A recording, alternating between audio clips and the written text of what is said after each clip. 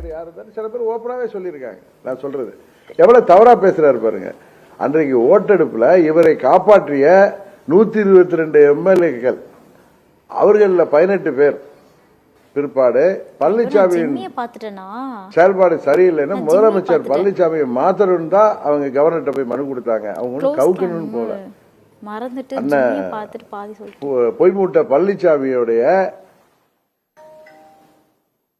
தவறான ஆட்சி முறைக்கு அம்மா அவர்கள் ஆட்சி முறையிலிருந்து விலகி செல்வதால் தான், அம்மா அவர்கள் பாதியிலிருந்து விலகி சென்றதால் தான் அந்த 18 சட்டமன்ற உறுப்பினர்கள் கவர்னர்கிட்ட போய் மனு கொடுத்தாங்க. அது கவிர்க்கிறதுக்கானது இல்லை.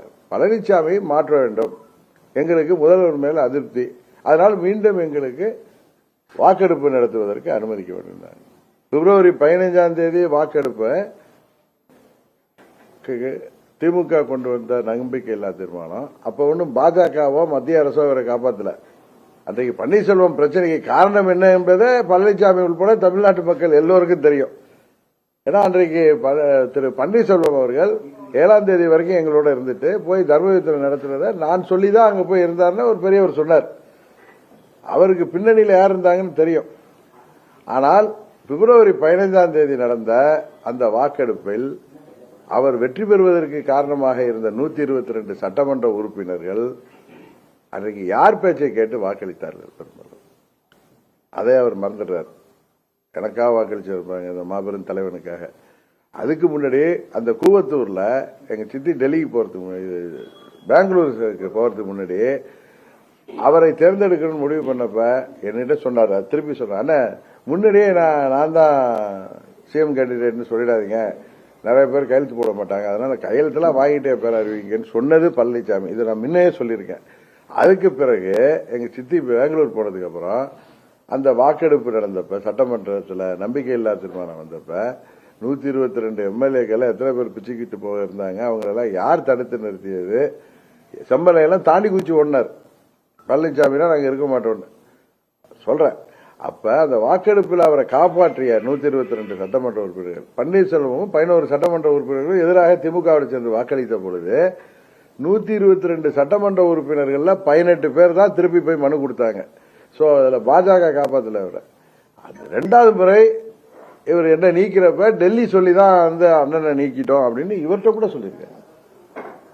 இவர் போய் கேட்டிருக்காரு, எதற்கு நீங்க வந்து 122 எம்எல்ஏல ஒருத்தர் இவர் போய் எதுக்கு நீங்க துறை பொதுச்செயலாளர் எதுக்கு நீங்க எல்லாம் சேர்ந்து கட்சி விட்டு நிக்கிறீங்கன்னு கேட்டதுக்கு, இல்ல டெல்லி வந்து ஆட்சி போயிடும் இவர்கிட்ட சொல்லிருக்காரு.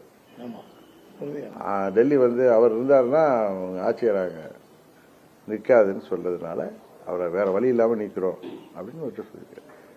எப்படியெல்லாம் போய் பேசுறாரு பாருங்க பழனிசாமி. இவர் என்ன கட்சியை விட்டு நீக்கிட்டு திடீர் திப்பட எல்லா அமைச்சர்கள் வந்து ஏப்ரல் 17ஆம் தேதி ஆர்கே நகர் சட்டமன்ற பொறுத்தேர்தல் நின்னதுக்கு அப்புறம் என்ன திடீர் திடீர்னு வந்து கட்சியை விட்டு நீக்கிட்டு இவர் கவுக்க முற்பட்டோமா. அதற்கு முன்பு கொதித்தெழுந்த இவர் போன்ற 18 சட்டமன்ற உறுப்பினர்கள் பழனிசாமியை மாற்ற வேண்டும் என்றுதான் அவர்கள் கவர்னர்கிட்ட கோரிக்கை வச்சாங்க. அந்த மனு இன்னும் இருக்கு, அது அவர்கிட்ட இருக்கும். அவர் அவசர அவசரமா சபாநாயகரை வச்சு இவங்களெல்லாம் பதவி நீக்க செஞ்சார். அதாவது ஆட்சியை காப்பாற்றிய 18 சட்டமன்ற உறுப்பினர்களை எம்எல்ஏ பதவி நீக்கியது பழனிசாமி. அதனால நன்றிக்கும் அவருக்கு சம்பந்தம் இல்லை. அதுபோல பிஜேபிக்கு நான் நன்றியா இருப்பேன்னு சொல்றாரு.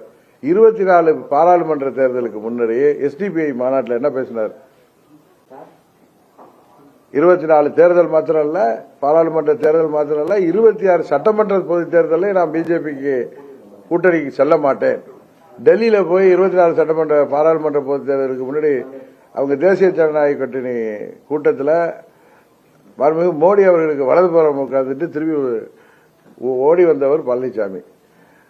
இன்றைக்கு பாவலா காமிக்கிறார். அது மாதிரி இன்னைக்கு பேசுறப்பையும் பன்னீர்செல்வத்தை இவரை சேர்த்து வைத்தது யார் என்று பன்னீர்செல்வமே சொல்லியிருக்கார். மோடி அவர்கள் சொன்னதுனாலதான் நான் மீண்டும் வந்தேன்.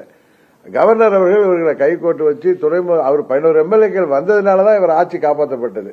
அதை எப்படியெல்லாம் எங்களுக்கு துரோகம் செய்தவரை திருப்பி சேர்த்துக்கிட்டார் அவர் பெரிய மனசு பண்ணி. என்னமா கட்சி ஆரம்பிச்சு என்னமோ 72ல இருந்து நடத்துற ஒரு மாதிரி பேசுறாரு.